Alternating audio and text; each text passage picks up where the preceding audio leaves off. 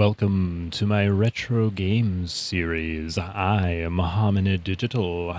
In this series, I like to read passages from the unofficial N64, a visual compendium by Bitmap Books. Today, we're going to be reading about and discussing Mario Kart 64. So you want to know what changed from Super Mario Kart to Mario Kart 64 and what stayed the same?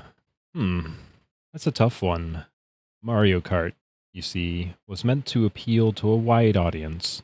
We wanted to make a game where anyone from age 3 to 100 could jump in and start competing right away, regardless of their skill level. So in making a sequel, we decided that we didn't want to change most of the basic elements of the game.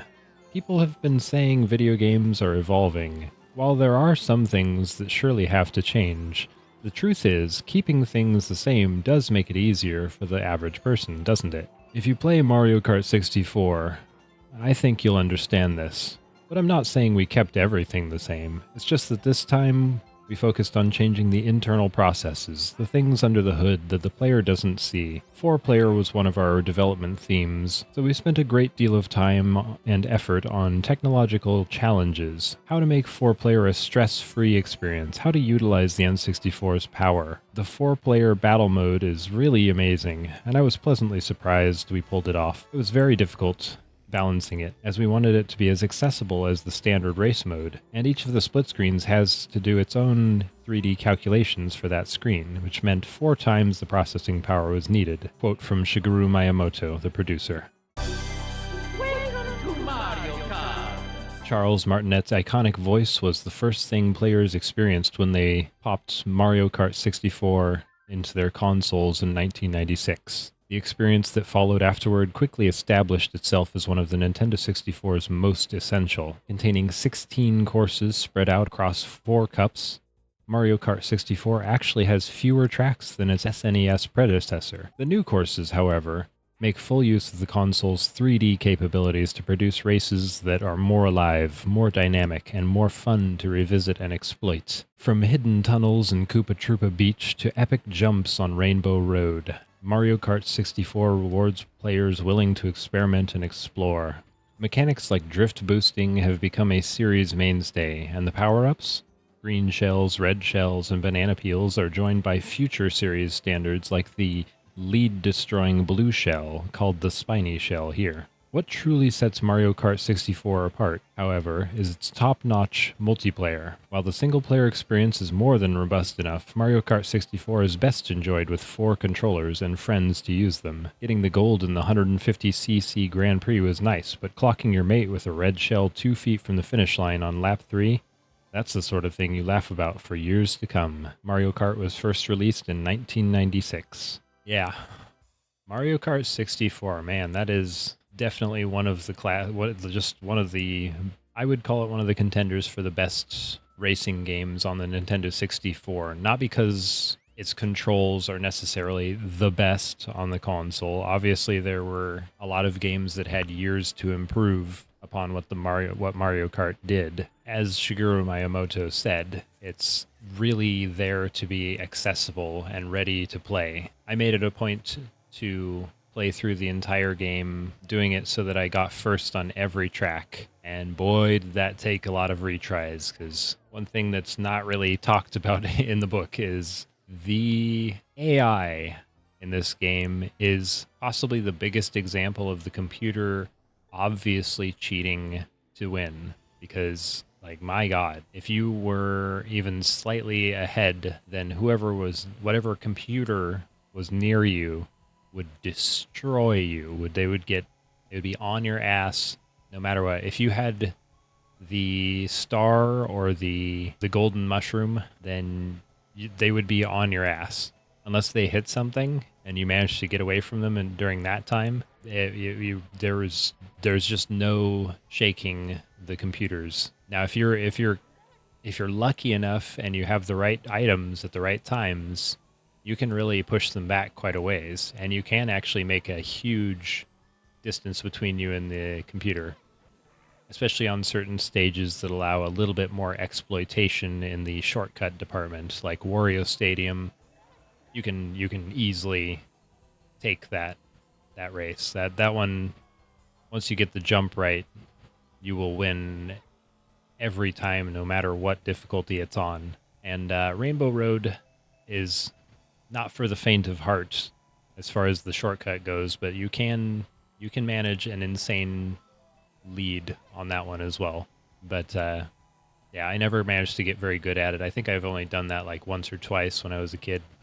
But man, the colors, the stages, just everything about this. I know it's something I praise a lot with the old Nintendo games is that they put so much character and effort into these worlds, especially the Mario universe. All the Mario games and all the related IPs.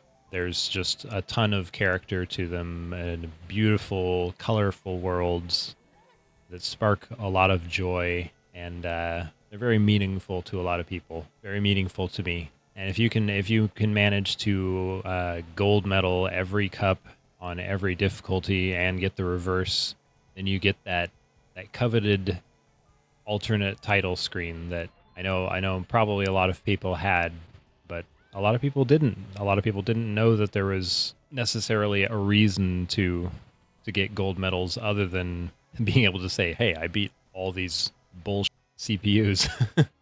These CPUs who cheat constantly while they're also like outpacing and outmaneuvering and well, maybe not outmaneuvering. They do run into some pretty obvious stuff sometimes, but and yeah, Mario Kart 64 is just it is for me the classic racing game. I think that's probably other than playing games at arcades, that's probably the first racing game I really got into and played thoroughly. The rumors that would go around about how you could get into this or that area of the game.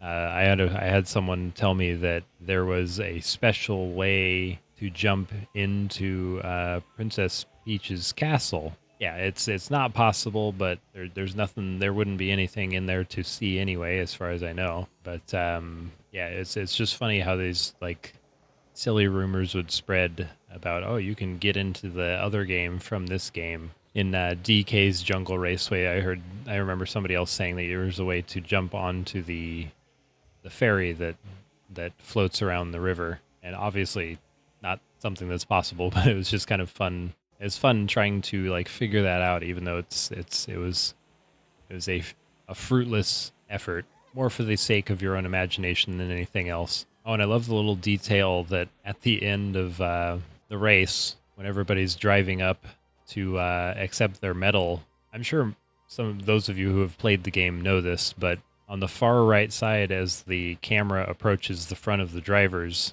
all coming up to take their first, second, and third place, you can see off to the right, whoever was in fourth place is still there. They're just stuck over at the side. They're not even allowed to sit close enough to watch the ceremony. They have to stand and watch it at a distance. Just a funny little detail that they're like, oh yeah, fourth place, you get to be there. You don't get to participate, but you get to watch everybody else get their award. It's like your punishment for coming in fourth.